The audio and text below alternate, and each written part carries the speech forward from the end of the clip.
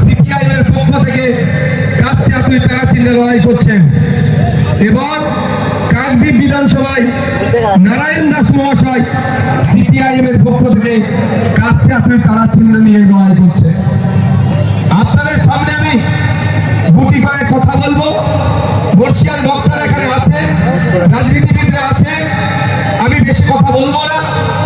কয়েকটা উদাহরণ আপনাদের কাছে দিতে চাইব।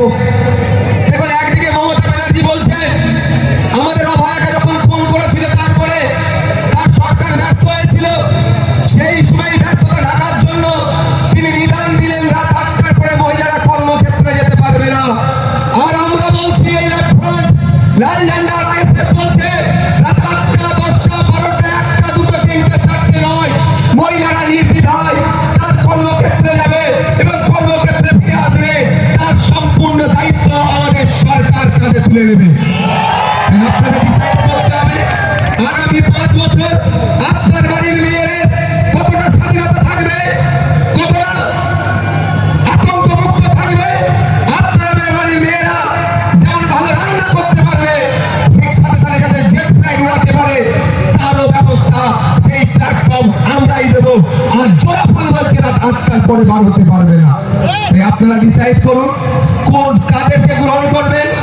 দিকে দিকে ২৯৪টা বিধানসভাতে খাম চিহ্ন ৩০টা সিটে লড়াই করছে। জোটের স্বার্থে বাকি সিটগুলো আমরা লাল ঝান্ডা, কোনো জায়গায় সিপিআইএম, কোনো জায়গায় সিপিআই, কোনো জায়গায় লিবারেশন, তো কোনো জায়গায় ফরওয়ার্ড ব্লককে আমরা সমর্থন করছি। আমি আজকে এখানে দাঁড়িয়ে আপনাদেরকে বলে যেতে চাই যে আপনারা এখানে কুলপি বিধানসভায় আমাদেরই প্রার্থী খাম চিহ্ন নিয়ে দাঁড়িয়েছে আব্দুল মালিক মোল্লাকে আপনারা বিপুল ভোটে জয়যুক্ত করবেন।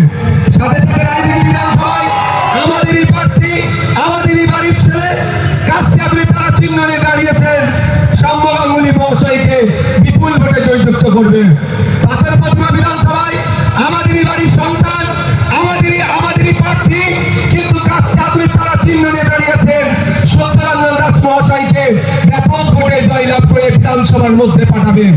সাথে সাথে কাকদ্বীপ বিধানসভায় আমাদেরই প্রার্থী, কিন্তু সিম্বলটা কাস্তে তারা চিহ্ন নিয়ে দাঁড়িয়েছেন নারায়ণ দাস মহাশয়কে আপনারা বিপুল ভোটে জিতিয়ে আইনসভার মধ্যে পাঠাবেন। যে আইনসভার মধ্যে গিয়ে আগামী ৫ বছর আপনার আমার ভালো থাকা, আপনার আমার পক্ষে বিপক্ষে যে আইন তৈরি হচ্ছে সেখানে দাঁড়িয়ে মানুষের বিপক্ষে যদি কোনো আইন যায় তার যেমন বিরোধিতা করবে, সাথে সাথে জনগণের জন্য অল্টারনেটিভ প্রস্তাব যাতে বামপন্থী এবং আইএসএফ এর প্রার্থীরা দিতে পারে তার জন্য দায়িত্ব আপনাদের কাঁধে তুলে নিতে হবে। এই ২৯ এপ্রিল শুধুমাত্র একটা ভোট দেওয়া নয়, আগামী ৫ বছর আপনি কেমন থাকবেন, কেমন রাখা হবে আপনাকে, কতটা তোলাবাজি করবে, কতটা শোষণ করবে না শোষণ মুক্ত থাকবেন, সবটাই নির্ভর করছে ২৯ এপ্রিল আপনার ভোট দাঁড়িয়ে পড়ে। যদি মনে করেন আপনারা জাম খাওয়ার ইচ্ছে গিয়েছে তাহলে আপনাদেরকে আম গাছ লাগাতে হবে। জাম গাছ লাগালে আপনি আমের স্বাদ পাবেন না। যদি মনে করেন স্বচ্ছ দুর্নীতিমুক্ত এক রাজ্য পরিচালনা হওয়া দরকার তাহলে আপনাদের বলবো অন্য কোনো সিম্বলে হাত দেবেন না। যেখানে কাস্তে তারা সিম্বল আছে, যেখানে কাস্তের উপরে ধানের শীষ সিম্বল আছে, যেখানে সিংহ সিম্বল আছে, যেখানে লাল ঝান্ডার উপরে ৩টে স্টার সিম্বল আছে, যেখানে আপনার কোদাল বেলচা সিম্বল আছে এবং সাথে সাথে যেখানে খাম সিম্বল আছে, আপনাদের বলবো দিকে দিকে এই সিম্বলকে জিতিয়ে বিধানসভার মধ্যে পাঠান। বিধানসভার মধ্যে পাঠালে আমি জোর গলায় কয়েকটি কথা বলে যাচ্ছি। এখানে বিভিন্ন সম্প্রদায়ের মানুষ আছেন, বিভিন্ন বর্ণের মানুষ আছেন, বিভিন্ন জাতের মানুষ আছেন। তাদেরকে আমি বলবো পশ্চিমবাংলায় বর্তমানে এটা সার্কাস চলছে না, এটা সরকার চলছে না, এটা সার্কাস চলছে।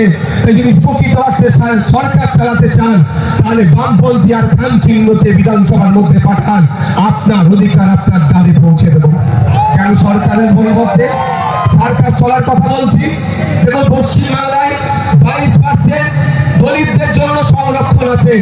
100 জন উচ্চ শিক্ষায় বা চাকরির ক্ষেত্রে 22 জন দলিত হওয়ার দরকার, কিন্তু দুর্ভাগ্য